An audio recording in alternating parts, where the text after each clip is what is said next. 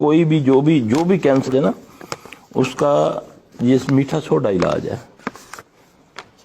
میٹھا سوڈا تھوڑا سا پانی میں ڈال کے روزانہ پیے تو وہ ایسا اثر کرتا ہے. یہ کیمو جو ہے یہ تو اس کو ڈیڈ کر دیتی ہے، کچھ دنوں کے بعد پھر وہ ایکٹیو ہو جاتے ہیں.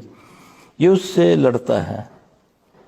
اس کی مقدار کتنی ہونی چاہیے؟ مقدار اتنی ہونی چاہیے، کم از کم چنے کے دانے جتنی ہو.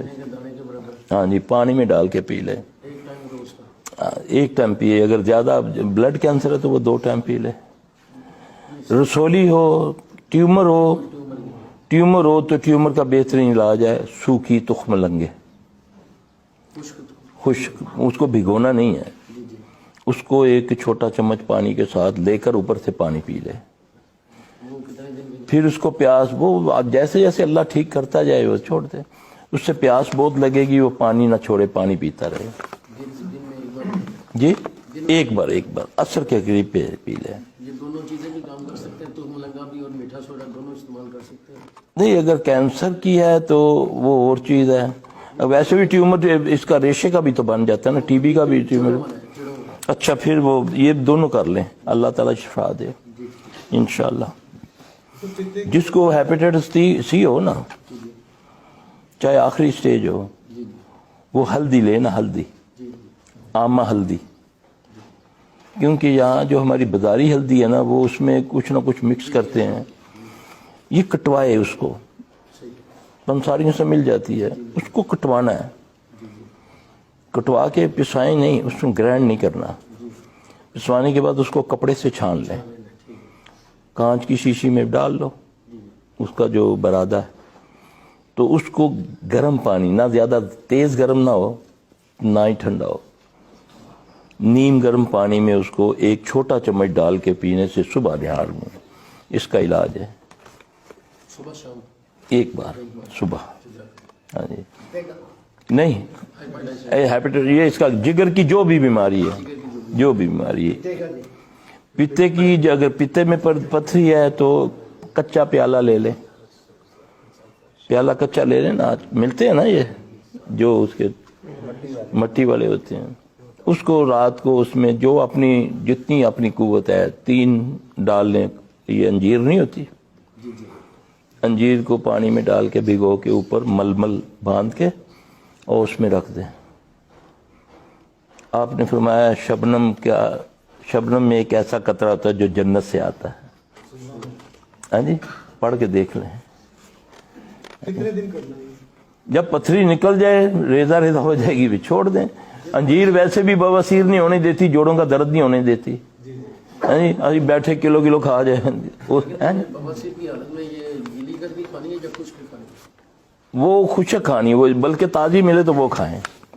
صحابی کہتے ہیں نا، ہم بیٹھے ہوئے تھے، کہیں سے ہمیں انجیر کا تھال آیا، ہم بیٹھے کھا رہے تھے. اب حدیث میں یہ نہیں ہے وہ خشک تھی یا گیلی تھی، کہیں سے آیا، ہم کھا رہے تھے. تو آپ صلی اللہ علیہ وسلم جب جیسی تشریف فرما ہوئے تو ہم رک گئے.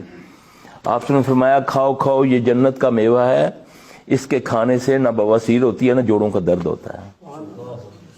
جاؤ پڑھ لو حدیث. نہیں، ہمیں تو ماموں نے انگریزی کی دوائی بھیجی ہے امریکہ سے، ہمیں سور دیاں ہڈیاں پیو کے آئی ہیں. ہاں جی، اس پر یقین ہے. سوئے کے دانے پتھری نکالتے ہیں اس کی.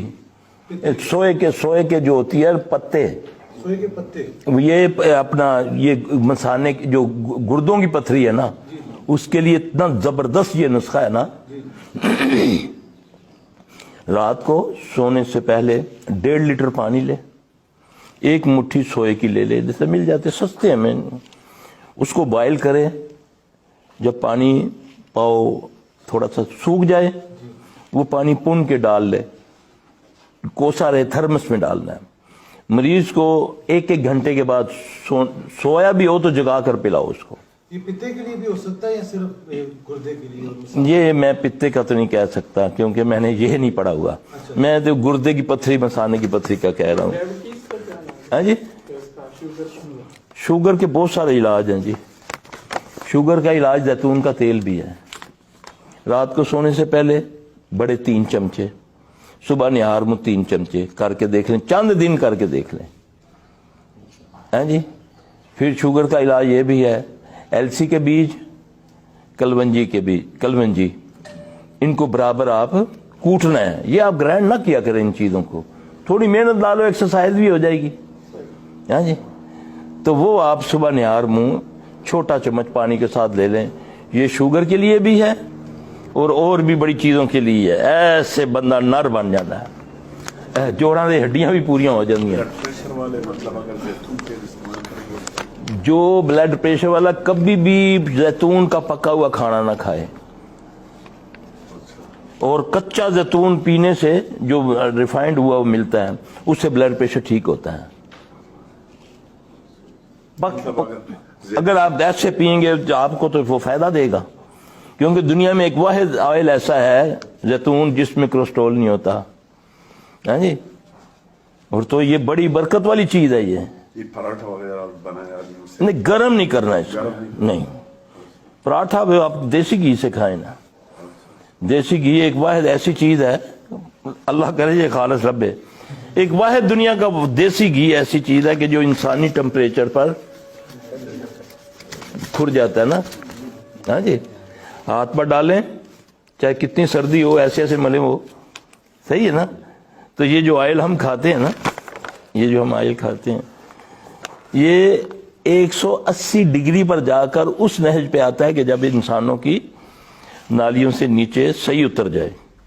تو انسان کا درجہ حرارت ہے 99. ہاں جی، 180 پر اس نہج پہ آئے گا جس میں فلٹر، ورنہ وہ جب آپ دیکھیں تو وہ کہتے ہیں یہ ببل پیدا کرتا اترتا ہے.